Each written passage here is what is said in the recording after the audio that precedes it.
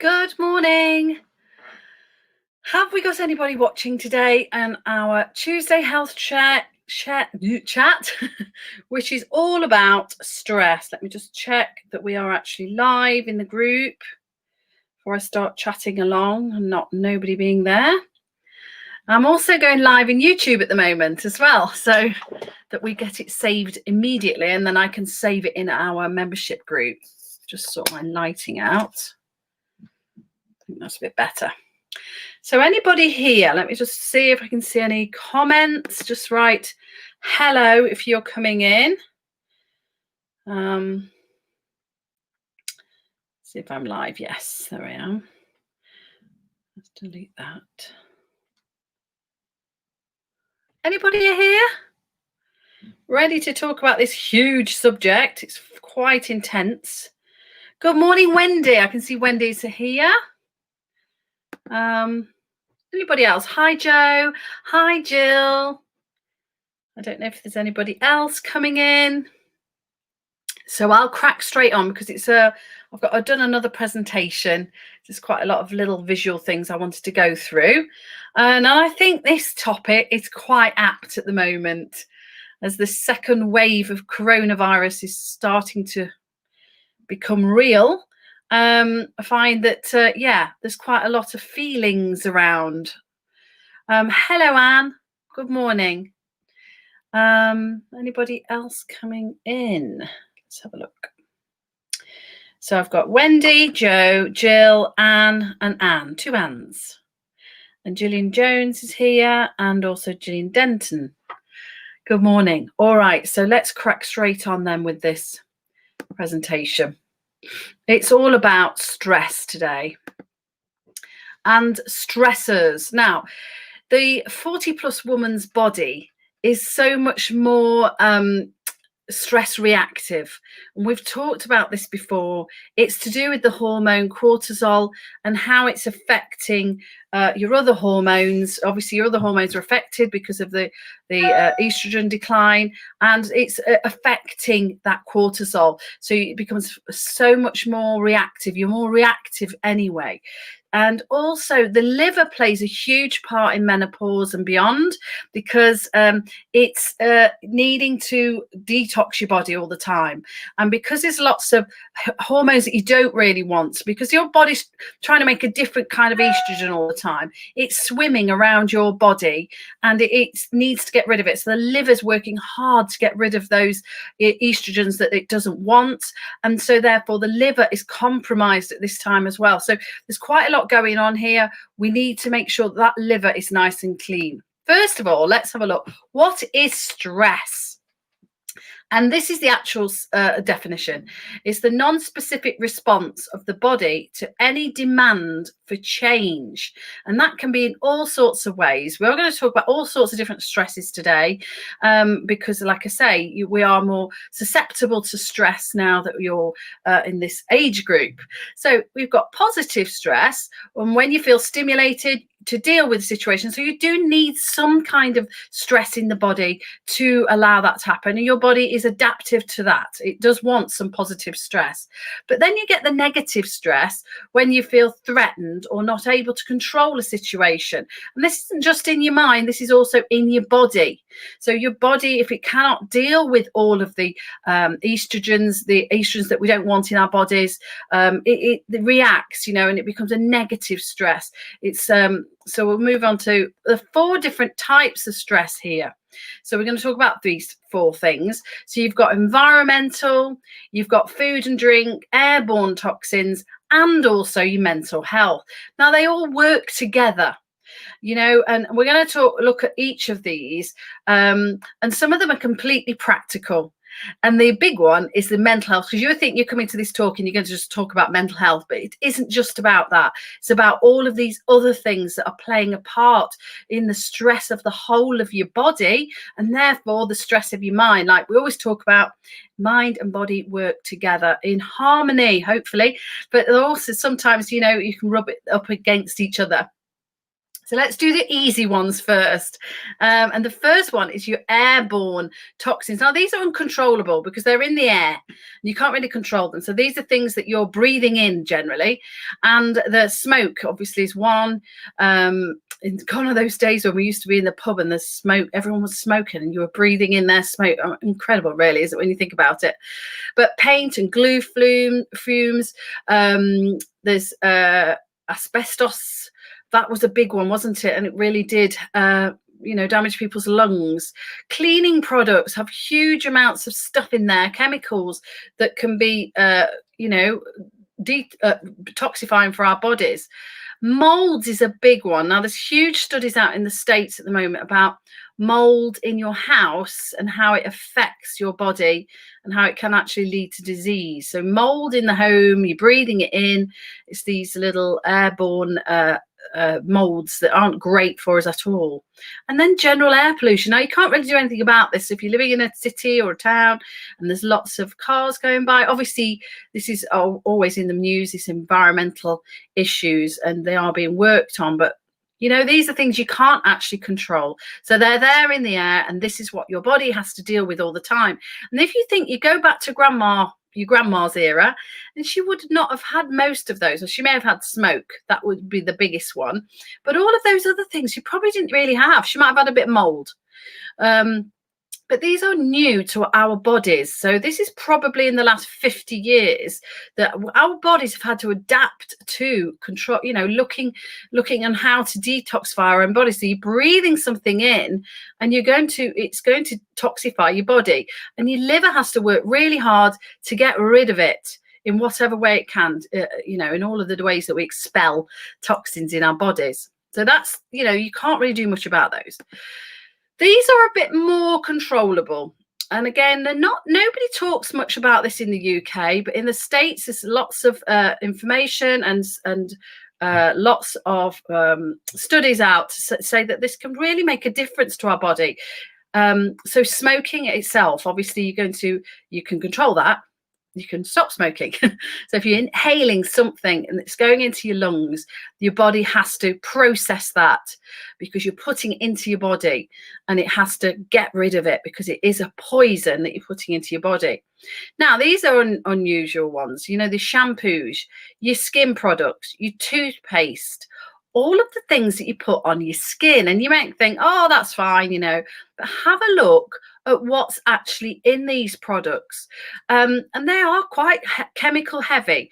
And there's an app that you can download. I think it's called, I'll find it and I'll put a link into our group, something like Perfect 10 or something.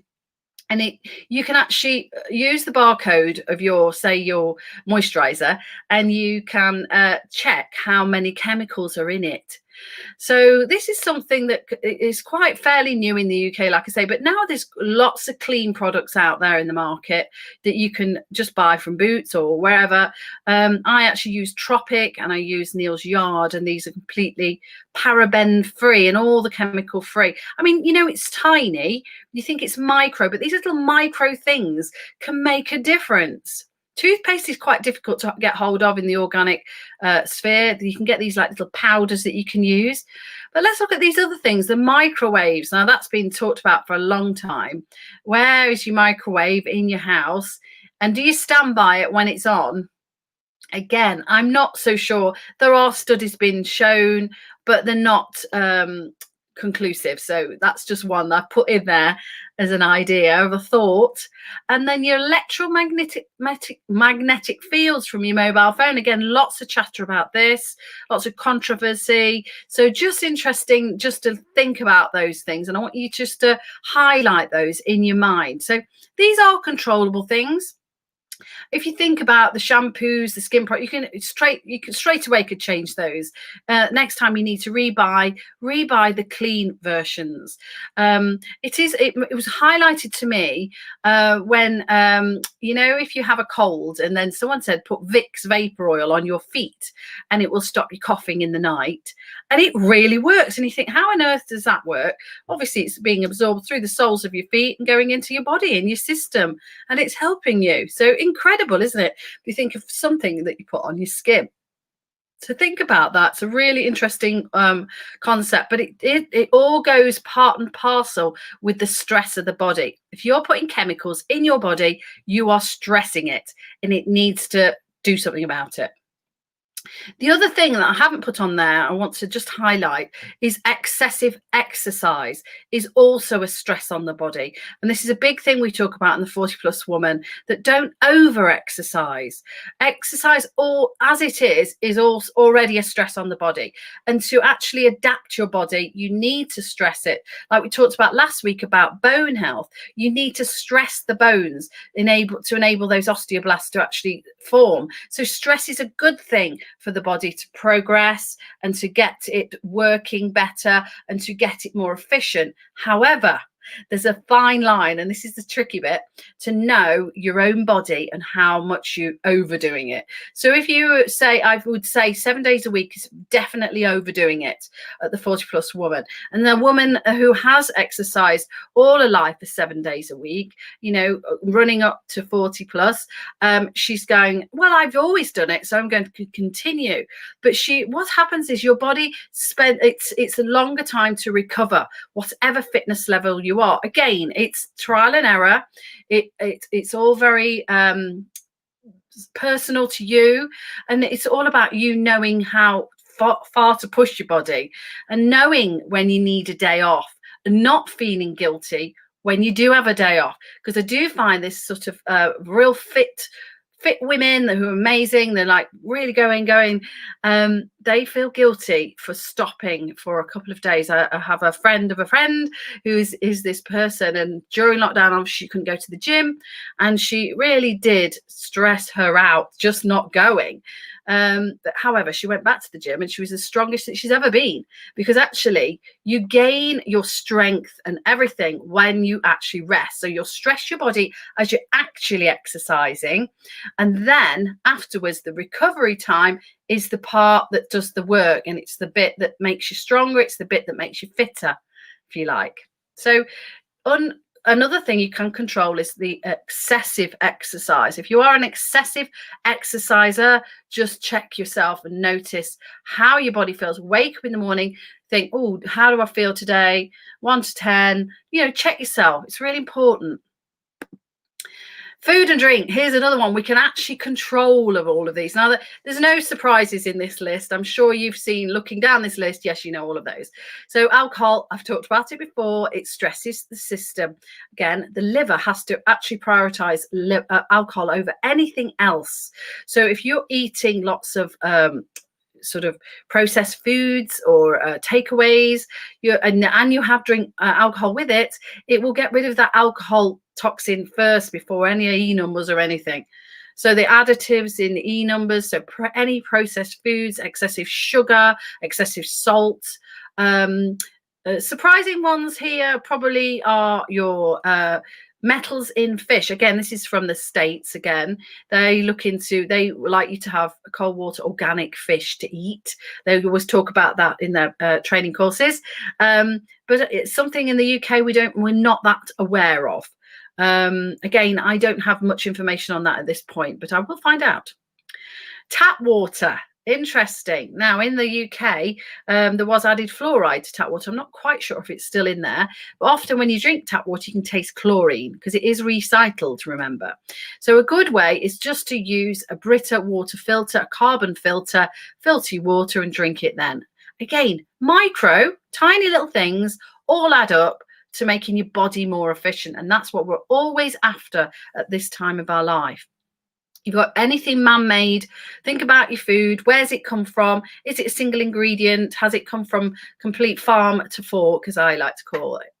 Now, a good way, another thing you can actually look after is your fasting overnight. And we've touched on this, but I will do a whole week on fasting because it's really interesting research. But there is great research on making sure that you get between a 12 and a 16-hour fast throughout the night.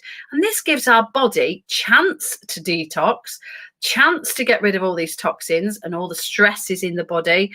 And it's a chance to, really sort of give your digestion a rest as well. All part and parcel of the stress of the body. If you're stuffing your body with food all the time, 18 to 20 hours a day, it's not got time. It's stressing. You're just eating too much. Imagine when you've had a massive Christmas dinner and afterwards all you want to do is sit on the couch because you think, oh my God, my body can't take anymore. That's stress, isn't it? It's actual stress in the body. So all these things add up. Now, mental health, huge topic. And this is what we're going to talk about for the last bit. It's quite a deep topic. I could have just talked for hours on this alone. Now, again, these are the three we've talked about: the environmental, the food and drink, and the airborne. You probably kind of notice. So have a flick through when you look at this again and think about, tick off the things that you're already aware of. And, we know all about this. But I think this bit is very unknown. It's really important to know where you are now. And every day it can change. And especially at the moment in this global pandemic, we are finding every single day this change. Now, let's go back to what the definition of stress is. It's the non-specific response to the body to any demand for change. Now, let's look at this in a mental health point of view. Every single day you put the television on and something is changing, whether it's in your area or outside your area. There's something happening. And I'm on the border to Nottingham. We're actually in Leicestershire here, but Nottingham is going to the highest level this week, and that's a huge change to many people's lifestyle, to where they spend their time in the day. So this it's negative stress because they're feeling threatened by this and they're not able to control the situation. Now, your human brain wants to take control of the situations. It wants to make links to everything in its head, in your head. It's quite hard to describe, but if there's uncertainty, it likes to make up a story. If there's like a gap, right, this is happening, but we don't know what's going to happen. This is happening, but we don't know actually what's going to happen, which is definitely now in this pandemic. We don't know what's going to happen next year, year after, whatever. We can't see forward. So your brain likes to make up little stories, and these might be true stories, but usually they're not true because we don't know what's happening, do we? We just don't know what's happening. And this is a clear example of that. There's just absolutely no idea of what's going to happen in the future. And this is anxiety, where you're thinking, what if this? What if that? This could happen, that could happen. And all the time you're trying to think of ways that you can make an action plan for this, make an action plan for that, do this, do that, do the whatever. Now, I'm going to say that we can't make action plans now because, again, it keeps changing and it's a really tricky situation. And anxiety comes when we're trying to make up these stories in our mind, and it goes round and round in your head. Well, if this happens, that happens, that happens, that happens, and you start to become anxious. Now, I've just done a list here of some things that you could take to help you take your mind away. But flick over those. We'll come back to those later. The bottom is the big question. What do you need? So you need to just sit and think to yourself in the morning, what do you need right now? Because all we do know is right now. We don't know what's going to happen in an hour. We don't know what's going to happen tomorrow, the next day, the next month. We just do not know. In an hour, I could go and do my class and the Facebook Live might decide not to work, and we could all, I could stress about that, but I can't stress about that because I don't know what that is. What do you need right now? So really sit with you. That's what I've been doing in the mornings, just sitting down, taking some time out and listening to my mind. I'm just listening to what it's saying. Now, listening refers to thinking like you're someone else outside of your body and you're listening to something else. So there's my mind, and I imagine myself here and I'm just listening to this person like you would listen to your friend, your daughter, your son, your husband, or whoever. You listen to them. So why not listen to yourself? Have a really good listen to yourself and notice what your thoughts are saying. Are you making up those stories? Are the stories true? Are they actually true? Are they actually going to come to fruition? They might do, but also they might not. You've got a 50-50 chance, haven't you? But you know what? If you think about it, all the time that you think about these things, the hours that are ticking by, that you could maybe be doing something much more productive. That's what I always think anyway. Some nice things, plan some nice things in. I think this is a really nice one to really straight away sit down, listen to your mind in the morning, and think about planning some nice things to look forward to. So it could be phoning a friend, have a good chat, think about some support groups that you could follow. And now it's fantastic because we've got all this online here. So we're all supporting each other. And these are things that really help me. I've put exercising on number 2 because exercise, going back to the practical things, your physiological body, so your body itself, if you move it and you change its state. So if you're sitting on the sofa all day worrying, like fretting, stressing, and your body becomes much more in a closed posture, if you move your body and start to just get some blood flow going through your body, it actually does physiologically change the state of your mind and how these thoughts are going round. I know it sounds hard to understand. I've put some more little ideas here. You want to try and control the controllables. I've spelled that wrong. Let me just get rid of that A. There we go. Is that right?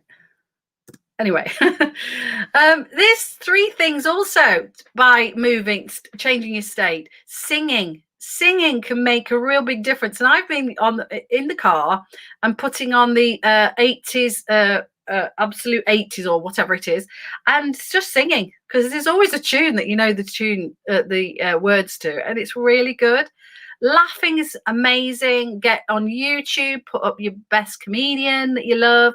I love Peter Kay and I like Mickey Flanagan. They just make me laugh. Even though I've heard their stuff so many times, they make me laugh. Laughing itself can trigger the good hormones in your body, the serotonin, the dopamine. It can help trigger that just to change the state of your body and make yourself feel better. And dancing works alongside exercise. It's just the same. So put a tune on, start dancing around the room. I did that on Saturday night. What do you actually need? Now, you might not even have an answer to what do you actually need, because you don't know nobody knows what they need. Everybody doesn't know. But what do you need right now? I'm going to put that on there because that's important. Right now. What do you need right now? Because what we don't know what we need tomorrow. We don't know what we need next week, but we might know what we need right now, right this point now. So what about breathing? Doing some breath work. I didn't write that in. Let's write that in. Breath work. Really great, changes the state of your physiological body and therefore changes your state of your mind. Your mind actually changes.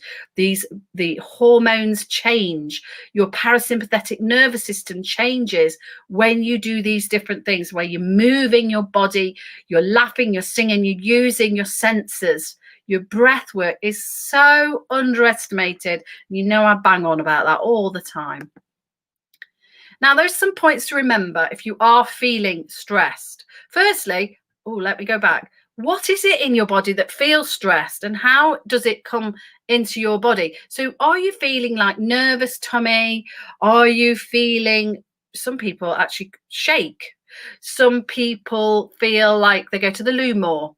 Is it coming out in your body? And if it's coming out in your body, you really are into that stress state. So your body's actually reacting to your mind thoughts in the mental health bit.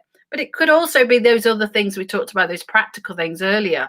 You never know. So that's why I always do those, because that covers my back, get rid of all of those toxins. So I've got the best chance of working on this bit, because working on your mental health is like working on your physical health. So you might exercise your body 5 to 7 times a week. I don't know, hopefully 5, just need 5, that's all. But how many times do you work your mental health? your mental exercises. When do you actually do this work? Do you sit down and think, what do you need right now? Now, 2 points to remember. It's okay to feel scared. It's all right to feel uncertain or curious because it's normal. And this is definitely in the brain when they've done the brain scans and everything that looked into this, lots of research. It's actually innate into our human body to feel uncertain, scared, and curious. In fact, it's its default. It's always in this state. So if you think of Cave Woman and she has to go and run after a she has to go and hunt or gather, or her husband does that. I don't know how it works, but basically they're always on the lookout for something that's going to frighten them, something that's threatening them. And so the human psyche has not evolved. So it's okay to feel scared, uncertain, and curious, whatever. It's a normal feeling and it's not to be scared of. Now, it's nobody's fault, but generally we've been brought up to think that this is absolutely, not the right thing. Don't feel scared. As a little girl, if you're scared, your mum's there giving you a hug. There's someone there to keep you that support, someone to lean on. It wasn't taught to us. It's not been taught that it is actually normal to feel this way. So what we do is we run away from the feeling of feeling scared, uncertain, and curious. We run away from it. We run the other direction because we don't want to feel that, because in our lifetime, someone has said it's not good to be scared. So just think about that. Sit with the feeling. Now, this is quite difficult. I know it. I know it's difficult because if it's feeling, anxious, you go to the loo all the time, or your tummy's really rumbling, or whatever it is, sweating, you might feel itchy, you might feel like you come out in a rash, you might blush, you might do all of these things, but just sit with it and just breathe through it and know that the feeling will change. It will pass, and it always does pass. So if you think of all the nice feeling, let's think about happiness. You feel happy, you feel laughter, you feel fun, all of those things, they come, but they also pass also. You're not joyously happy all the time, are you? Last time when you were absolutely laughing your head off at something and you were like really feeling that feeling of overwhelmingly love and happiness, it's not here now, is it? So all of these feelings change. Your body's changing. It's an ever-changing system. So the feeling will pass. All these nasty, scary feelings, the fear, the anger, the scared, the uncertainty, it will pass. It will leave your body. It will move on and make way for new feelings. So I think those two big things there can make a massive difference. Now, I am running over time, but I'm going to continue because it's quite important, really important. I think this talk's so important. Now, here's we're talking about, we're going to exercise our bodies in a minute, and everyone's into that now. Okay, twice a week you come and check in with me, and we actually physically move our bodies. Fabulous. And you always feel better afterwards. And this is the reason why. It really is the reason why. And this is Pilates particularly does this to you, because it moves your feelings on. So someone can come into the class first thing in the morning, they're feeling a bit low, this is a bit stresses, everyone's trying to ring them, get them, we start breathing, we start moving our bodies, and then we always finish with that meditation, which actually I didn't put on the list. Meditation is just this. It's noticing the body, sitting with your feelings. And that is, you're actually coming, when you come to Pilates particularly, you are coming for a whole body mind workout. And that's what I always hope for everybody when they leave. They feel $1 million. And it's not just in their body. They just feel happier, they feel freer, they feel better in themselves. And this is what I always hope to achieve in all my workouts. This is exactly what I want. So let's try, if you're not moving your body today, and we're not doing the mind and body stuff, let's do some mind exercises. So here's a little exercise you can do, just one little exercise, just one of many that we could do. But here's one.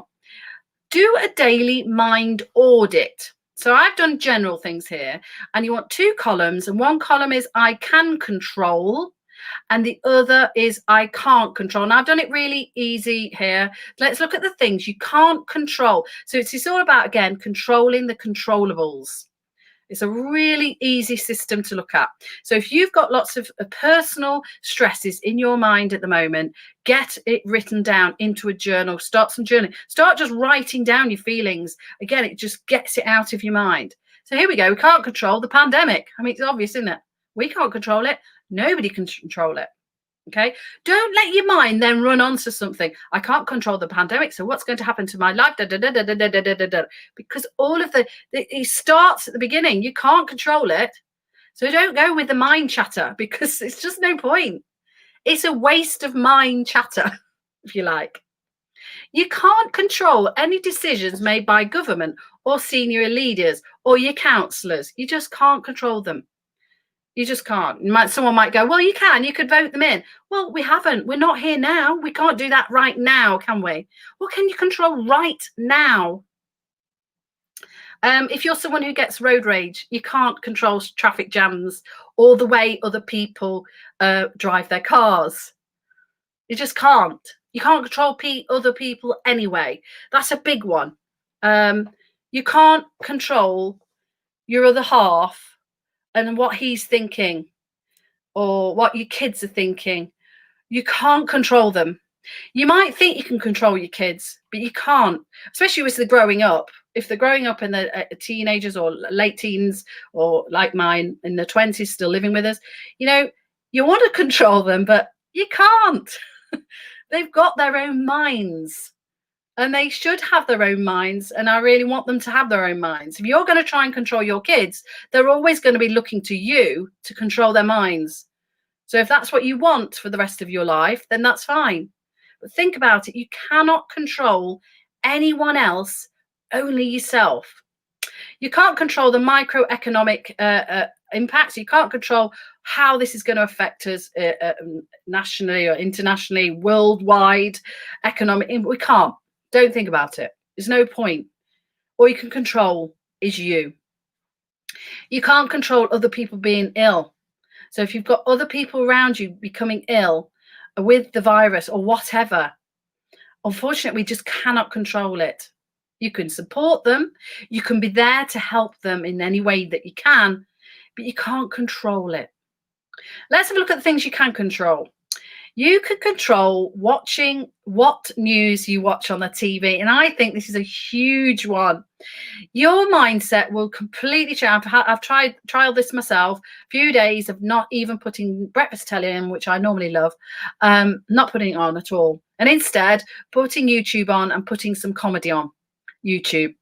And it makes a massive difference. Sit with yourself, think about your feelings in the morning, make a list of the things that you want to do and what you can control, and get on and do them. You can control how you move your body and how and when you breathe. We've talked about that.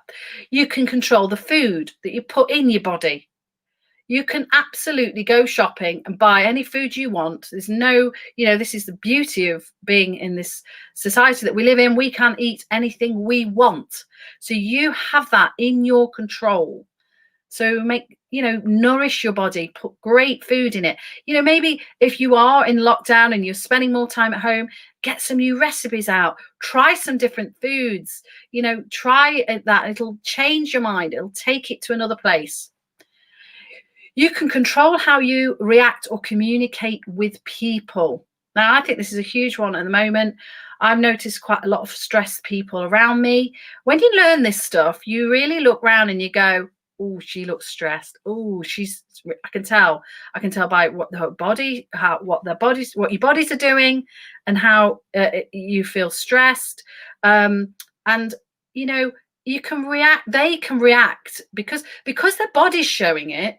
They're more likely to snap at you. They're more likely to say things they probably don't really mean.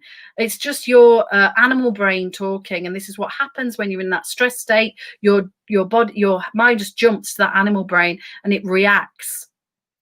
So, it will notice that straight away and that will happen. But what you can do as a person who feels a little bit more in control is you can react in the better way to those people. It's hard when someone's barking at you like that. You want to bark back like a dog, isn't it? But just breathe, think, take time, and then go, I can see why she said that, because she's stressed out.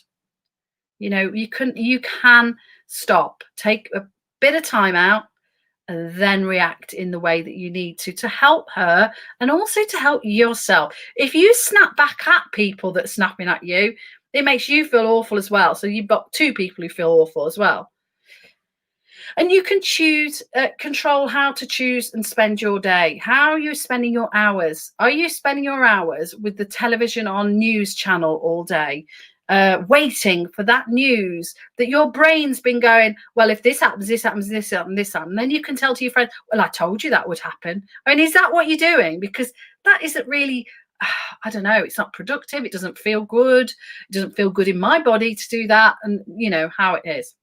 Now, relating this back to this is quite general here, but make it specific to you. So this is what happened to me when lockdown happened in March. Loads of people have said to me, I can't believe I don't know how you're doing all this exercise you've just flipped your business onto online. You're doing so well. It's so brilliant. It's great. You know why? Because I could control it. And this is the way I got my mind around it when it happened, because I also have all of those fears at the first point. You know, here we are in a global pandemic. I'm stuck in Spain. How the heck? You know, going back home, what's going to happen? You know, is my business going to survive? And all of that started running around my head. And then I thought, stop, take a good think, and then go, what can I do? So I did this because firstly, actually, my first port of call was to think that how I could support people. And this is a way that you can look at it. If you can support someone else who's going through stress, it takes it away from you. So you become more of an influencer, you become more empowered from it. And this is one of the first things that I wanted to do. And also I wanted to move my own body because I knew I'd be stuck inside. So this is great. Just share it online with everyone else. Do it with me. So those things, actually, it was totally and utterly personal and really selfish, but I did it because I could control it, and what I can control, I feel better, I feel more empowered. And it also spent a lot of hours in my day setting it all up, and it took my mind off other things that could happen that I have absolutely no control over. So I want you to do this. Maybe do it on a daily basis. If you're feeling anxious, sit down and go, why is it? What is it that's really bugging me? And then write them down and then put them in those two columns. What are they? Now, the last slide is the action plan. So we'll just recap. Try to control what you can control. So that's the physical and the mental. So all those things you can actually physically control, those foods we talked about, have a look at those. And accept the things that you can't control. So we need to accept these facts, because there's a lot of people that aren't accepting the fact that we're actually even in a pandemic to start with. There's lots of naysays about that. There's lots of conspiracy theories. You know, are they doing us any good? Are they useful? Are they useful in your mind? Is it a useful conversation that you're having with yourself? Listen to the chatter in your mind. Is it useful? Is it actually helpful to your daily life? Because all we know is now. So now, if you're chattering on about a pandemic and why it shouldn't be there and what's happening, and you're not accepting the fact that we're actually here, we're now, you know, I'm accepting, I'm here, sat here with a pink t-shirt on, you know, accept the now. Really, really huge. Once you accept things, you move on to the next level of consciousness, you become more empowered. So acceptance is the real key, like turnaround point in the mind. If you can accept that these things are happening, they're happening that you cannot control in your life, then you can move on to the next level. Then you can change the way you see that issue and problem. Hopefully I've helped you with a few of those. And changing physiology, which is that moving the body, the breathing of the body. So I really hope you found that useful. Let me just have a look if there's any comments. I know we're really running over here because I wanted to get through this. I think it's really important this week to talk about stress, and especially in our age group, now we become more stress reactive. There is an actual thing called general anxiety disorder in the post-menopausal woman, which again can make you even more stressed. So I've got lots of more people viewing. I'm going to flick over in a minute and go onto my phone and do the exercise. But I hope you really enjoyed that talk. Anne's saying she's got the Wrong and Chatterjee book. Yes, Feel Better in 5. And he's also written one about stress, a whole book on stress. So do read that. I love it. The very achievable little tips that he gives. I use a lot of my stuff from him. He's got a fantastic podcast that has many, many subjects about the mind and the body. So good. I'm glad, Adila, I'm glad you've enjoyed that. I could build on this loads. I really am reading a lot about this subject. I think it's extremely important.